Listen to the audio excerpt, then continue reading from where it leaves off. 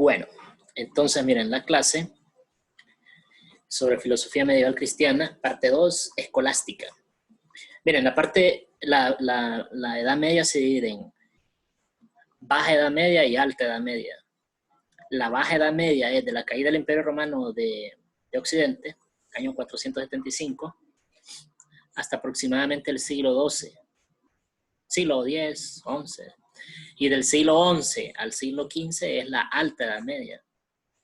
Entonces, los primeros 500 años en la Edad Media se le conoce como patrística. Patrística porque los padres de las iglesias cristianas definieron la fe. Y en la segunda etapa, la Edad Media, que es la Alta Edad Media, se le conoce como escolástica porque surgen las universidades, las escuelas de pensamiento medieval. Y entonces se establece ya varias cosas importantes sobre la filosofía, ya de forma académica, de manera formal en las universidades. Entonces, estamos hablando del siglo IX al siglo XV. Van a copiar lo siguiente. Escriban ahí, escolástica. Escolástica, del siglo IX al siglo XV, tal cual está ahí.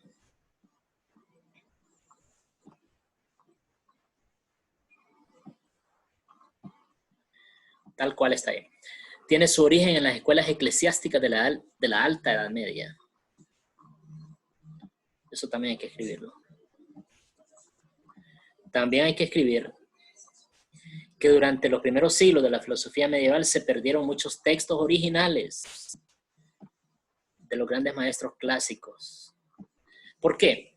Miren, recuerden que Platón, Aristóteles, los estoicos, los cínicos, todas esas escuelas filosóficas de la Edad Antigua habían escrito libros, manuscritos, que se almacenaban en papiros, en una especie de, ya sea en pergaminos que hechos con piel de animal secada y se escribía ahí, o en papiro, que es una especie de planta, que es la antecesora del papel. Ahí escribían los filósofos sus ideas y sacaban copias. Había unas personas encargadas de sacar copias que le llamaba escribas o copistas. Entonces, por lo general, el filósofo tenía a alguien que le escribiera lo que él iba diciendo. Y luego le sacaban copias. Y de una vez que pasaron los siglos y la Academia de Platón se estableció y en Alejandría había muchos pensadores y se empezó a crear toda una biblioteca enorme de textos antiguos, ahí en la ciudad de Alejandría, en Egipto, habían más de 100.000 rollos, porque antes los libros no eran así con páginas que uno le da vueltas, sino que eran enrollados como papel higiénico. Y uno iba leyendo y iba desenrollando el papel. Entonces, de esos rollos habían cientos de miles ahí en Alejandría, en la biblioteca más famosa de la antigüedad. Pero pasó que le prendieron fuego. Una teoría es que andaban siguiendo, Pompeyo era un militar romano, y andaba siguiendo a otro líder militar y se agarraron ahí e hicieron una escaramuza entre soldados y al final de lo que estaban peleando le terminaron prendiendo fuego y quemaron la biblioteca. Y algunos de esos papiros, de esos documentos antiguos muy valiosos sobrevivieron y otros no. Y después le echaron la culpa que unos cristianos también la habían quemado con lo que había sobrevivido. Entonces, fue una situación bien triste. El problema es que se perdieron. Buenos días. Se perdieron los textos originales de los grandes maestros clásicos. Y entonces lo que sobrevivió fueron copias dispersas o digamos que fragmentos, no los textos completos. Entonces ese fue un problema, ¿verdad? Un problema grave. Ahora, la obra de Aristóteles en Europa era desconocida en el siglo IX al XV porque se habían perdido los libros. Y la de Platón se conocía solo un poquito por derivaciones de los neoplatónicos. Los únicos centros culturales fueron los claustros benedictinos. Claustro es monasterio. Claustro es un lugar donde están los monjes en oración y en lectura. Porque recuerden que en la Edad Media la gente no leía la Biblia. Los que leían la Biblia eran los monjes y los sacerdotes. La gente iba a escucharla a la iglesia. Como en la película, profe. Exactamente, como en la película, así estaban los monjes enclaustrados, encerrados. Y ahí eran los únicos que leían. Y de Aristóteles solo tenían unos pequeños, como por ejemplo el Tratado de la Poética, donde habla de la risa, que es el que sale en esta película. No se pueden reír porque es viento de demonio, ¿no? Pero sí, entonces para que vean ustedes cómo era la mentalidad. Entonces, los claustros benedictinos eran donde estaban los monjes. Y las escuelas catedralicias, donde se estudiaba a San Agustín de Hipona, que eran las catedrales. Las primeras universidades comenzaron dentro de las iglesias. En el siglo IX, la filosofía sale de los monasterios, porque Carlomagno llama a su corte a los sabios recluidos en aquel mundo y los pone a crear escuelas.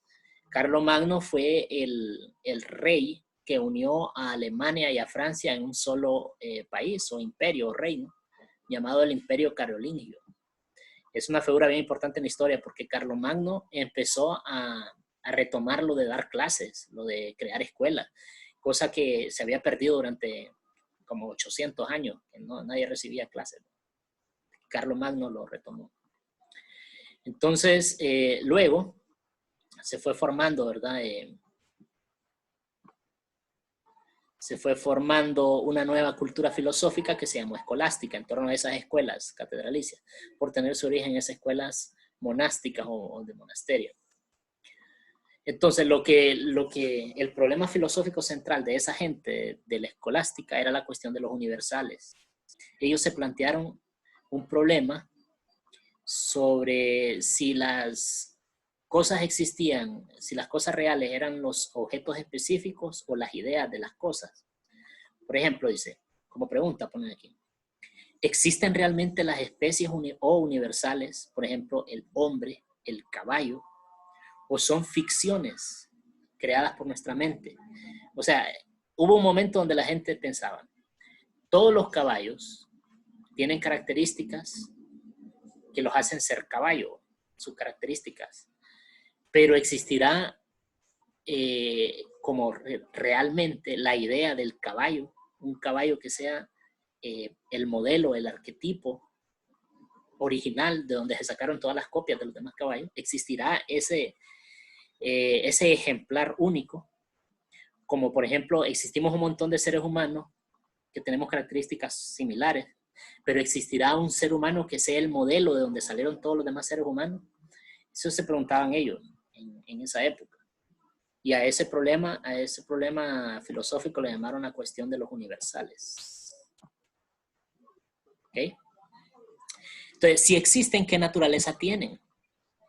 ¿Existen fuera de las cosas materiales? ¿O existen o están dentro de ellas? ¿Qué clase de ser tienen estos universales? Se preguntaban ellos. O sea, si tenemos esencia, pues nuestra esencia de humano o la esencia de una planta, si existe dentro de la planta o existe fuera en otro lugar de donde se ha sacado el molde. No sé si me explico. Entonces, la solución a este problema de los universales fueron varias. Encontramos los extremos. El realismo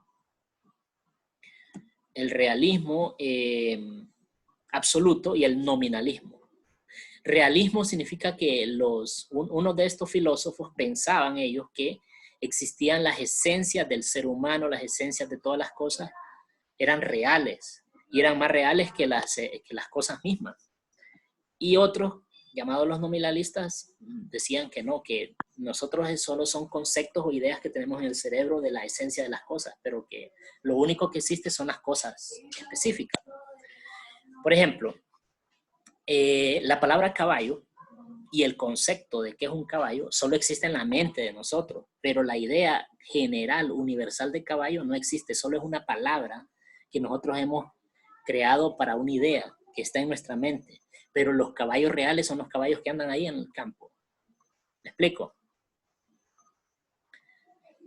Más o menos. Más o menos, es que no es fácil, porque estamos hablando de que ellos se metieron a ese rollo de saber cuál era el real, si la idea o el objeto. Entonces había gente que se llamaban realismo absoluto, donde decían que lo real eran las esencias de las cosas, aunque no las miremos. Y el nominalismo decía que Lo real son las cosas que están en el mundo y lo otro son nombres nada más o ideas o conceptos. En estos primeros siglos de la escolástica, del siglo IX al XI, solo encontraremos a estas soluciones extremas y más adelante surgirán otras concepciones armonizadas. Es que son dos extremos los que decían que las únicas cosas reales eran los objetos específicos y otros que decían que las únicas cosas reales eran las ideas generales de las cosas. Entonces estaban los dos. Y después surgieron algunos filósofos que miraron que había algo de real en los objetos y algo de real en las ideas de los objetos. ¿Okay? Entonces quisieron como armonizarlo. A esos filósofos se les llama conceptualistas. ¿Okay? Entonces en la escolástica van a haber tres tipos de filósofos. Los filósofos realistas, que piensan que las ideas reales que las cosas reales son las ideas, y los nominalistas que piensan que las cosas reales son los objetos específicos, no las ideas, sino los objetos específicos. Y un tercer grupo serían los que miraban que había un poco de real en ambos. ¿Okay? Ya en la Edad Moderna, este problema ya va a ser diferente. Van a haber unos filósofos que van a creer que lo único real es lo que nos dice la razón y que los sentidos nos engañan. Y van a haber otros filósofos que dicen que son los sentidos los que nos dan el conocimiento y que la razón solo es una herramienta para entender lo que los sentidos nos dan. Entonces ven ustedes, son dos formas de verlo. Es como de verlo uno de adentro hacia afuera y otro de afuera hacia adentro. ¿Me entienden ahí un poquito lo que estoy diciendo?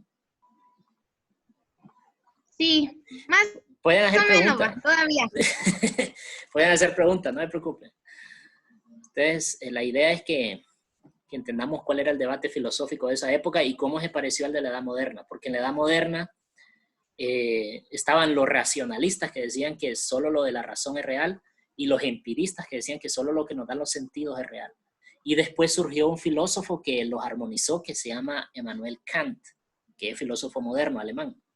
Él dice, él se llama un criticista, y los criticistas lo que decían es que hay, el conocimiento empieza con los sentidos y luego se utiliza la razón, pero también hay algunas cosas que son conocimiento a priori, le llaman ellos, que son cosas que nosotros ya tenemos en el cerebro diseñado para poder percibir la realidad. O sea que nosotros nacemos con una estructura cerebral para entender la realidad y esa estructura es nuestra forma de pensar y de ver el mundo a través de la causa y el efecto, a través del tiempo. Y esas ideas... Diga. Siempre habían como debates entre las cosas que unos pensaban y otros pensaban otras cosas. Es que de eso se trata la filosofía, de debatir constantemente de dónde sale la realidad y cómo es que llegamos al conocimiento de esa realidad. O sea, no solo es que a alguien se le ocurre una idea, sino que tiene que saber argumentarla y defenderla, porque puede venir alguien con una idea totalmente opuesta y puede tener más lógica que la de él. Entonces, en ese debate lo que se hace es ir enriqueciendo el conocimiento, porque la ciencia que tenemos actualmente y por la que nos estamos comunicando a través de Zoom, es el producto de todos esos debates filosóficos, porque después no se quedaban solo con la teoría, sino que todos esos debates los llevaban a la práctica y al final tenemos la ciencia moderna. Qué interesante. Pero el asunto está que ahora, con la ciencia moderna, ya tenemos hasta la posibilidad de realidades virtuales, donde una persona se pone un aparato en los ojos y mira una simulación, y esa es una realidad virtual. Eso ni se lo imaginaban los filósofos antiguos. Pero también hay científicos modernos que dicen que probablemente nosotros vivamos en una simulación también, creada por nuestro propio cerebro. Que la mayor parte de la realidad nunca la alcanzamos porque nuestro cerebro crea como una ficción y la proyecta hacia afuera. O sea que todavía esos debates no es que se hayan acabado. Hay científicos que creen que nosotros vivimos como una burbujita, en una ilusión, los seres humanos. Porque, vaya, por ejemplo, con los colores, nosotros percibimos de todos los colores que hay, solo un pequeño espectro. Hay unos animales que perciben los colores que están antes del infrarrojo y otros que perciben los colores que están después del ultravioleta. Entonces perciben colores que nosotros no vemos y son reales. Y nosotros no estamos viendo toda la realidad, por decírselo de esa manera. Entonces, los científicos modernos también se plantean ese tipo de problemas. Ahora, aquí venimos con el realismo absoluto. Opinan que los universales existen fuera de la mente y fuera de las cosas con una realidad sustancial, aislada, concreta, así como las cosas de este mundo. Los defensores de estas ideas fueron los ingleses Juan Escoto Eriúgena y San Anselmo de Canterbury, británicos los dos. Ellos creían que lo real está basado a lo mental, no a lo físico, a lo que se puede tocar. ¿Okay? Entonces, su motivo inspirador fue la fe, una fe que excluye todo conflicto con la razón. Aunque con intenciones ortodoxas, llegó a conclusiones consideradas imprudentes que ocasionaron el rechazo eclesiástico de su obra, porque en esa época de la Edad Media, la iglesia tenía que aprobar lo que usted escribía o pensaba. Si usted escribía algo que contradecía la Biblia, no dejaban que su libro se publicara. O lo metían en un grupo de libros llamados libros prohibidos. En esa época, la libertad de expresión estaba bastante limitada. Ok, don Juan Escoto Eriúgena construye una teoría del universo semejante a la de Plotino. Plotino es un filósofo neoplatónico, con una versión cristiana del platonismo, mucho más literal que la de San Agustín. Exige una solución realista al problema de los universales, porque para él las ideas tienen una realidad fuera de la mente, como primer estrato del ser, verbo o palabra de Dios. Para él, las ideas de las cosas están en la mente de Dios. O sea que, por ejemplo, siguiendo el ejemplo del caballo, hay caballos específicos en todo el mundo. Hay caballos, seres vivos, denominados caballos en todo el mundo, prácticamente en todo el mundo. Pero la idea del caballo, la idea general está en la mente de Dios para estos filósofos llamados realistas. La idea de las cosas, la idea original está dentro de la mente de Dios y esa es más real que los caballos mismos que vemos aquí. Ahora me entienden un poquito. Diga. Diego quiere que lo meta. Sí, es que yo le doy a aceptar, pero como que el internet de él tiene algún problema. Va a tener que ver la clase después. Yo le estoy dando a admitir a cada rato. A cada rato me sale ahí. Diego Alvarado, y yo le estoy dando a admitir. Entonces, ¿me entienden esa parte donde yo les digo que para estos filósofos las cosas más reales son las ideas universales que están en la mente de Dios? Sí. Y las demás cosas que miramos aquí son copias de esa idea. ¿Okay? Ese era el pensamiento de ellos. Ahora, el otro es San Anselmo, pero por cuestión de tiempo vamos a ver la otra postura, el nominalismo, que es el opuesto al realismo. Entonces, los nominalistas sostienen que los universales no existen de ninguna manera, que los conceptos son simples nombres o palabras vacías. La palabra caballo solo es la descripción de cualquier caballo, pero no existe como realidad fuera del caballo mismo. No sé si me explico. Sí. Entonces, los nominalistas no creían en eso. Los nominalistas decían, todas las ideas que tenemos nosotros solo son palabras, conceptos creados, son palabras vacías. Y le ponemos nombres a las cosas y los definimos, pero son las cosas mismas, las reales, lo demás lo está en la mente de nosotros. Ellos así pensaban. Entonces, ¿quiénes van a ser los nominalistas más famosos de esa época? Va a ser Roselino. Va a ser también, tío, me han dado como 15 solicitudes y no puede entrar. El fondo de esta teoría es el empirismo escéptico. Solo existen las cosas concretas para los nominalistas. Entonces, repito, para los realistas, lo real son los conceptos, las ideas universales que están en la mente de Dios. Para los nominalistas, las cosas que existen son las cosas concretas que yo puedo tocar, que yo puedo ver, que puedo sentir. Esas son las realidades para los nominalistas. Entonces, ese debate estuvo durante unos 3 siglos más o menos. Pero no lo vayan a quitar, pucha. No, ahorita lo pongo. Pero. Entonces, el nominalismo es el opuesto. Sostienen que los universales no existen y que los conceptos son simples palabras. Las cosas concretas son las reales. Tenemos que ¿Por copiarlo. qué dirían ellos que los universales no existen? Porque según la lógica de ellos, la realidad que nosotros experimentamos con los sentidos es donde está la esencia. La esencia de las cosas está en los objetos mismos. No está afuera de ellos. Entonces es una cuestión de punto de vista. Ellos lo ven desde el punto de vista de externo y los realistas lo ven desde el punto de vista interno, desde el punto de vista absoluto.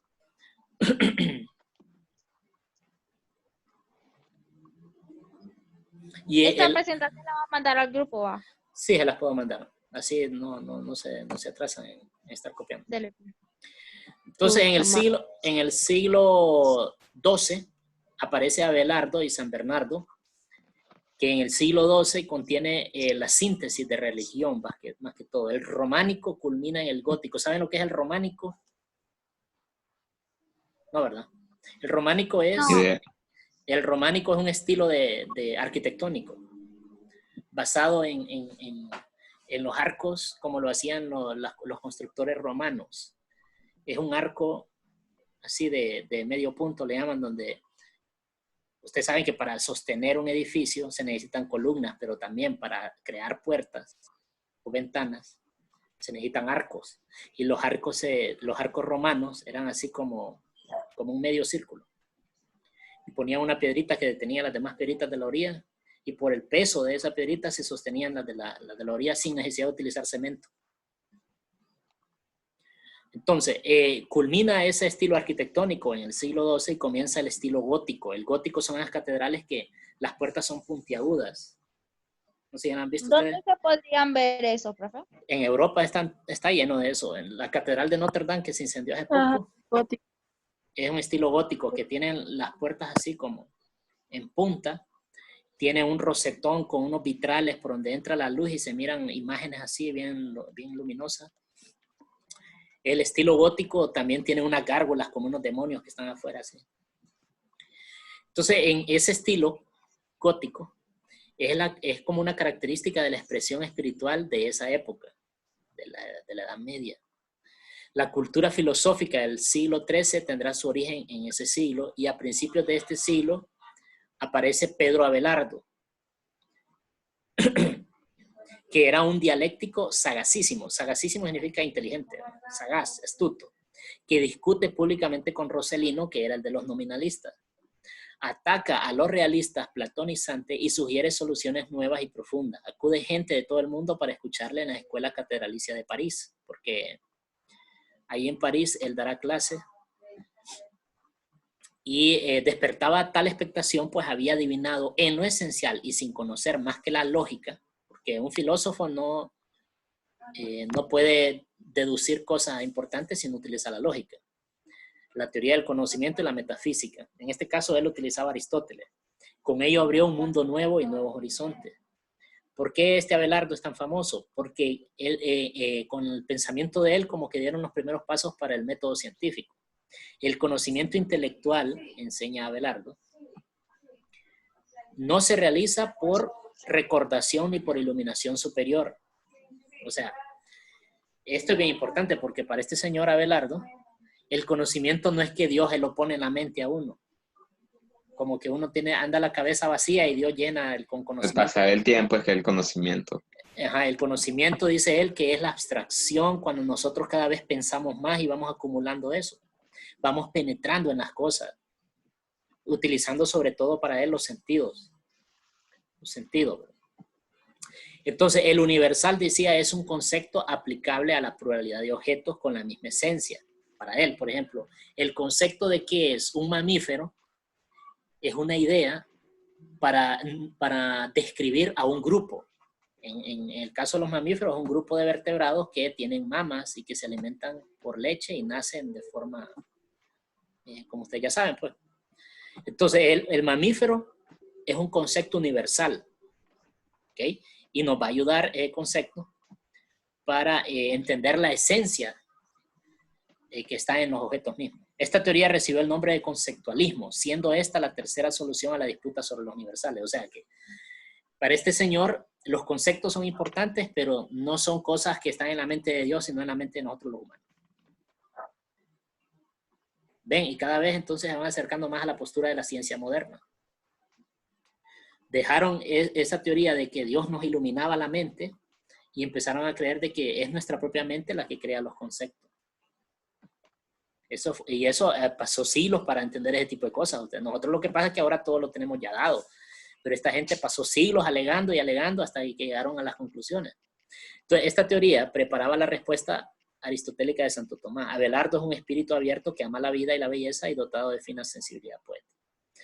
Entonces, nos vamos a quedar con Abelardo. La diapositiva, como les dije, yo se la voy a mandar. Pero la tarea que ustedes van a hacer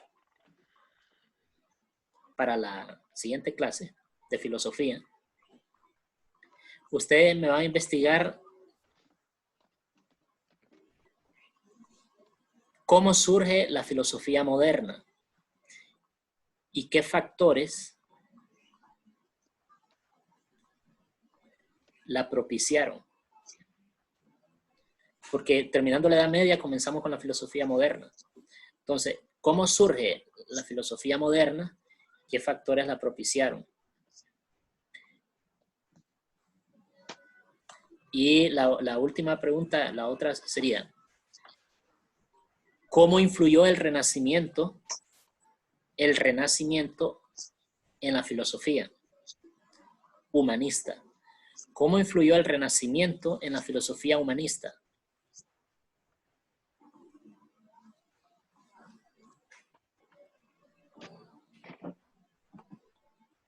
Humanista. Sí, ¿cómo influyó el Renacimiento en la filosofía humanista? Ok, esa sería la asignación para la clase de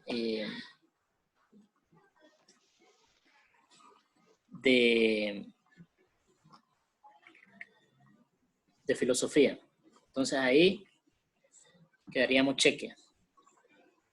¿Alguna pregunta?